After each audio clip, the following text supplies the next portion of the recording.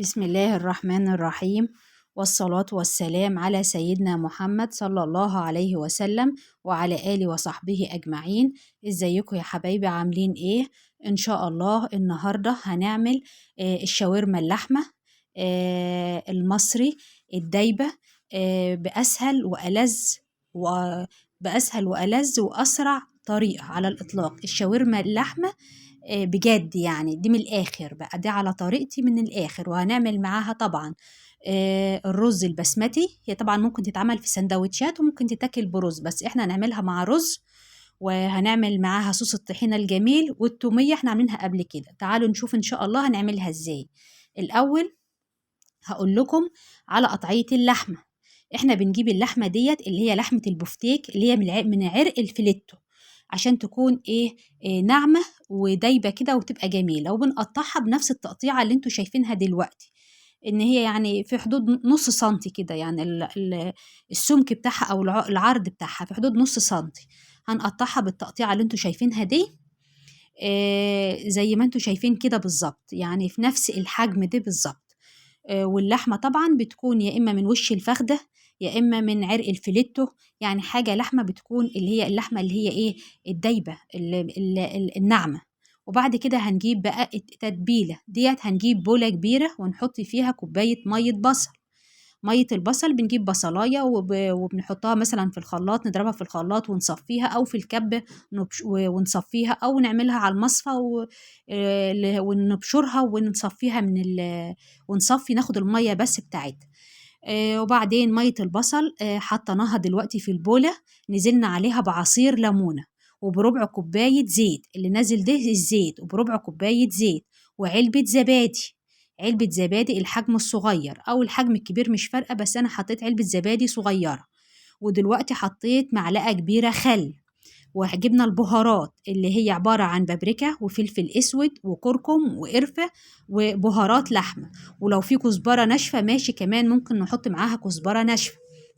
وفي يا جماعة خطوة أنا عملتها بس ما اتصورتش، إن أنت بتحطي كمان نص معلقة توم مهروس في قلب التتبيلة دي. نص معلقة توم مهروس، بس أنا حطيته بس ما صورتهاش. وبعدين هي كده التتبيلة خلصت أهي تماما.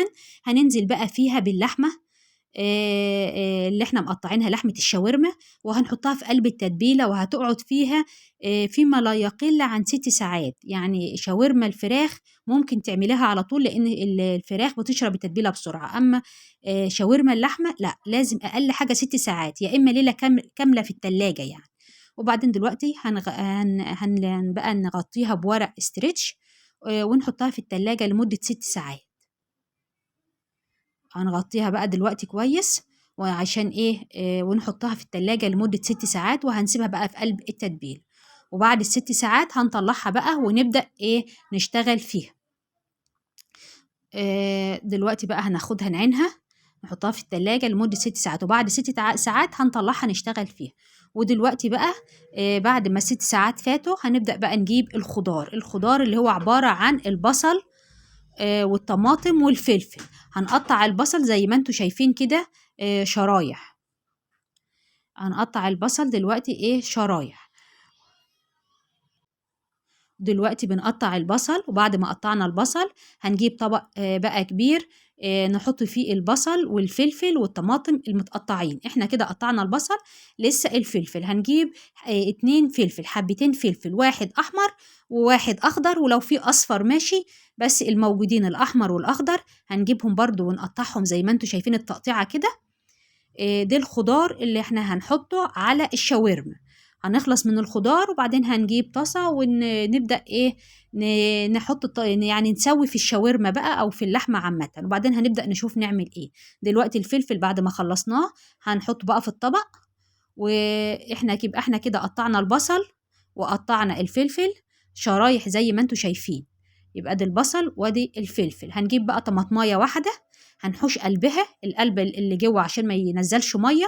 وهناخد طبعا بما ان احنا في الشتاء، فالطماطم غالبا كلها دلوقتي اللي بتلاقيها لها يعني لا فيها لحم يعني، والميه فيها قليله، بس برضو احنا حشنا البذر والميه اللي جواها، واخدنا بس الجلده اللي بره اللي هي اللي فيها اللحم. يبقى احنا كده قطعنا دلوقتي دي الخضار، البصل والفلفل والطماطم، يبقى كده جاهزين. هنيجي بقى دلوقتي على النار، وهنحط طاسة. نجيب على النار نحط طاسة، هنولع عليها ونحط فيها في حدود معلقتين كبار زيت. يبقى هنحط في الطاسة معلقتين كبار زيت، وساعة لما الزيت يسخن خالص هننزل باللحمة. احنا عايزين اللحمة ايه، تعمل تش، عايزينها تعمل الصوت ده. ودلوقتي بقى احنا ايه، طبعا احنا يعني كاتمين الصوت، يعني كاتمة الصوت، بس هي دلوقتي زي ما انتوا شايفين طبعا يعني عملت الصوت ده. ودلوقتي بقى هنبدأ ايه، طبعا احنا مصفيين اللحمة من التتبيلة، احنا عايزين اللحمة بس. صفينا اللحمة من التتبيلة كويس، ودلوقتي بقى بدأنا نحطها ايه في الطاسة، وهنغطي عليها ونسيبها بقى ايه تستوي. هي هتنزل بقى المية اللي هتنزلها، هتستوي بقى منها فيها كده. ولو احتاجت مية، لان طبعا اللحمة بحكم ان هي بتغيب في السوا شوية عن شاورما الفراخ، يعني شاورما الفراخ بتستوي على طول، ما تحتاجش ان انت تحط عليها مية. اما ديت بما ان اللحمة بتغيب شوية في السوا، فبعد شوية لو احتاجت مية بنزودها ايه، قيمة نص كوباية مية مغلية، لحد لما نحس انها استوت تماما. عشان بعد كده انت لما بتحطي الخضار ما بيغيبش شوية صغيرين وبتقفلي على طول، عشان احنا مش عايزينه يعني ايه، مهري. احنا عايزين الخضار كده محتفظ بكيانه، يعني الفلفل والبصل والطماطم يكونوا كده ايه ظاهرين وما يكونوش مهريين. دلوقتي بقى هنسيبها ان هي ايه تستوي خالص، وهننقلها على العين التانية. وهنجيب بقى الحلة وهنشتغل في الرز. هنحط معلقة سمنة، معلقة حلوة كده سمنة. وبعدين احنا هنعمل دلوقتي كوباية رز بسمتي، لأن الكوباية طبعا بتبقى كتير يعني. وهننزل دلوقتي بعد ما السمنة اتقدحت، نزلنا باتنين ليمون مجفف، وعود قرفة، ورق لورا، وحبهان، وثلاثة فصوص حبهان، واتنين قرنفل، ونزلنا بمعلقة كركم. وطبعا لو في بودرة الزعفران بتكون كمان أفضل، يعني بتنزلي بقى بدل معلقة كركم بتنزلي بنص معلقة كركم وبنص معلقة بودرة الزعفران، بتبقى طبعا جميلة جدا. دلوقتي بقى انا غسلت الرز بس وصفيته، ما نقحتهوش في مية ولا أي حاجة خالص، وكان جميل جدا وتحفة. يعني احنا دلوقتي هننزل بكوباية الرز اتغسل ونزلنا بيه، بس مفيش أكتر من كده. ودلوقتي بقى نزلنا بكوباية الرز، يعني الرز بس مغسول ومتصفي، مفيش أكتر من كده. وطبعا زي ما انتوا شايفين احنا مش هنحط ملح، لان احنا هنزوده شوربة. انا حطيت كوباية رز، هنزل عليها بكوبايتين شوربة. الكوباية ونص بتبقى قليلة، بس يعني برجع طبعا لنوعية الرز، يعني الرز ده بياخد كوبايتين شوربة، كوباية الرز عليها كوبايتين شوربة، أو كوبايتين مية ومكعب مرق. فبما إن أنا هحط شوربة والشوربة حطها مظبوط، يبقى مش هحط إيه ملح.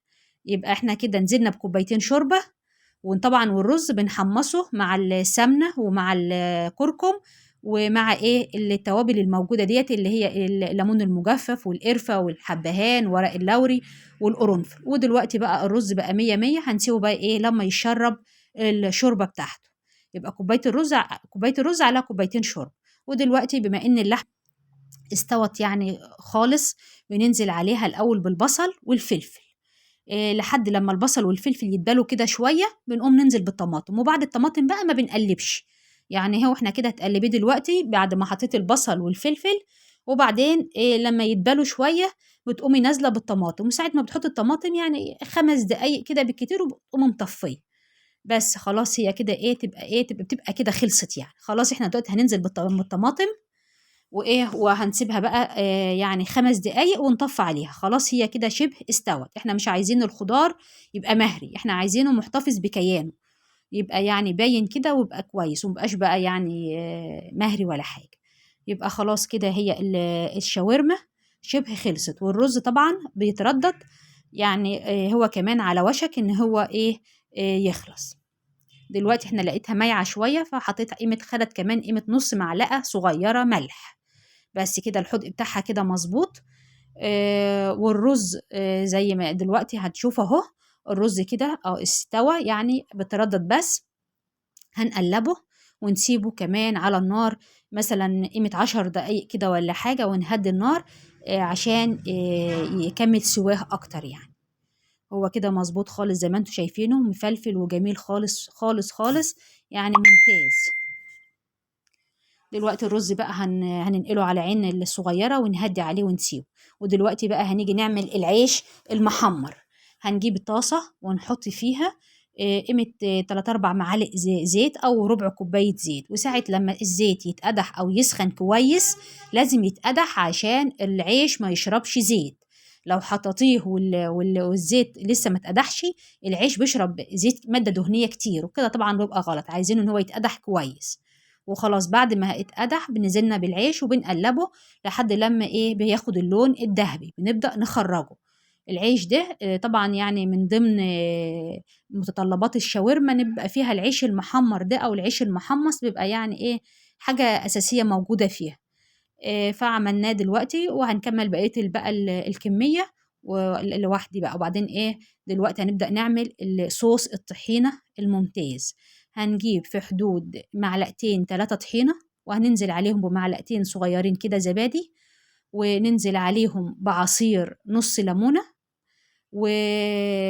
وتقريبا معلقتين خل. تقريبا التصوير ده ما جاش، تصوير الخل ما جاش. هننزل يا جماعة بمعلقتين خل وبربع معلقة ملح وفص ليمون وفص توم، نبشره على المبشرة. طبعا لو في توم مفروم بنحطه، ما فيش بس هنعمل فص توم بنبشره. يبقى حطينا الطحينة في حدود 3 معالق طحينة ومعلقتين زبادي وعصير نص ليمونة ومعلقتين كبار خل وربع معلقة ملح، وبنقلبه بقى كويس مع بعض. وندوقه بقى نشوف هو لسه، وفص توم، وتفرمي فص توم وتدوقيه بقى، محتاجة ملح، محتاجة مش محتاجة خلاص. هو كده بيبقى الصوص ده تقيل كده مع بعضه، مش بيبقى خفيف. خلاص كده دي صوص الطحينة. خلصنا من صوص الطحينة. طبعا انا كنت طبعا هنعمل كمان صوص توميه. التوميه انا كنت عاملاها قبل كده، ممكن نعملها تاني، بس انا كنت عاملاها قبل كده في فيديو قبل كده، فما حبيتش بقى عشان الفيديو ما يبقاش طويل. دي بقى التوميه بعملها وبحطها في علبه وبحطها في التلاجة، وما بحتاجها بطلع منها. ودوت الرز اهو استوى وجميل اهو زي ما انتم شايفين، مفلفل وحلو قوي، ما فيش يعني حبايه لازقه في اختها، يعني رز مفلفل تحفه. طبعا بقى ما تنسوناش في اللايك والاشتراك في القناة وتفعيل زر الجرس، وتكتبوا لي بتتابعوني من أي بلد، وتكتبوا لي إيه رأيكم في الوصفات اللي بنعملها. ويعني بصراحة وصفة جميلة خالص هتعجبكم. وطبعا لأن انتوا يعني آرائكم بتعجبني جدا جدا جدا، وبحب دايما ان انا اما بشوف تعليقاتكم ببقى مبسوطة قوي. ربنا يخليكم لي يا رب، ما تحرمش منكم ابدا. ودي دلوقتي ديت الشاورما اهيت. احنا طبعا يعني ممكن الشاورما تحطيها فوق الرز، بس يعني احنا ما بنحبهاش كده، بنحب تبقى الشاورما لوحدها والرز لوحده، والصوصات برضو لوحدها. اللي عايز بقى ياخد يعني صوص طحينة ماشي، اللي عايز يحط صوص تومية ماشي. فما بنحبش نحطها فوق بعضها. يعني هي المفروض بقى ان انت بتحطي الشاورما فوق الرز وتنزلي عليها بصوص طحينة او تومية حسب رغبتك، بس احنا بنحبها كده كل حاجة لوحدها كده.